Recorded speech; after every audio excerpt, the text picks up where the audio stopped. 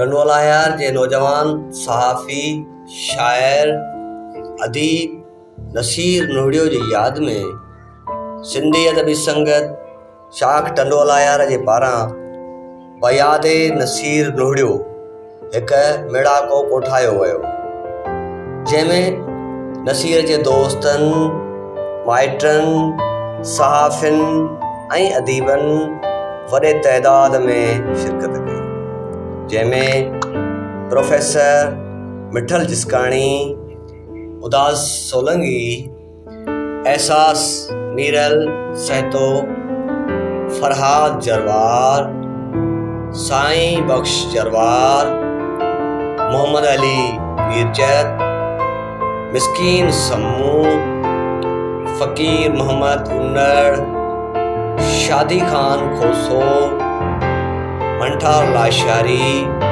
गुलाम मुस्तफ़ा आकलानी, सईद मंगड़हार, गुलाम शबीर मशोरी, झंडो सोलंगी, डॉक्टर हनीफ लिगारी, निहाल अब्बासी, हुजूर बख्श खासकेली, नियाज़ खासकेली नसीर खे सारींदे पंहिंजा पंहिंजा वीचार वंडिया, जॾहिं त डॉक्टर महमूद मुगल, फ़कीर मोहम्मद ढोल, गुलाम रसूल नूहड़ियो, बिलावल अरबाब, हबीब रसूल डाहिरी, इमदाद साइश बुखारी, फ़कीर बिलावल खुश्क, हाजी गुलाम हैदर, वाजिद लाशारी, अजीज मीरजत,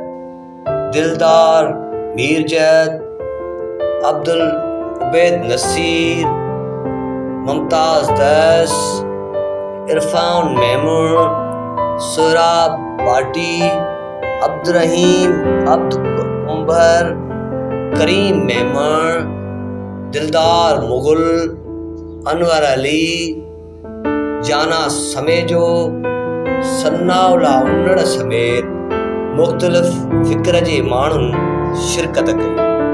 उन मौक़े ते तक़रीर कंदे मुक़ररनि चयो त नसीर नूहड़ियो हिक बेबाक सहाफ़ीअ सां गॾोगॾु हिक बहितरीन तख़लीक़कार हुयो।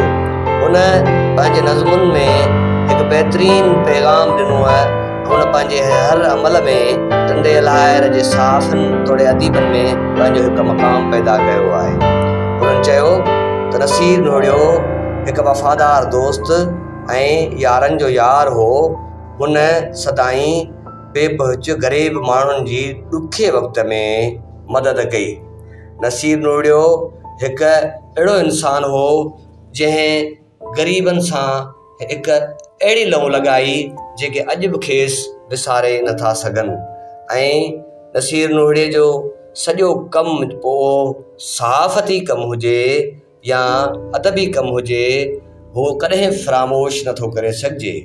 संदसि हिकु किताब शाइरीअ जो बि तरतीब ॾिनल आहे ऐं उन खां सवाइ खोड़ सारियूं नज़मूं पंहिंजे महफ़िलुनि में ॿुधाए हुन दाद हासिलु कयो ऐं अहिड़ीअ रीति ई हुन सहाफ़त में पिणु नालो कमायो।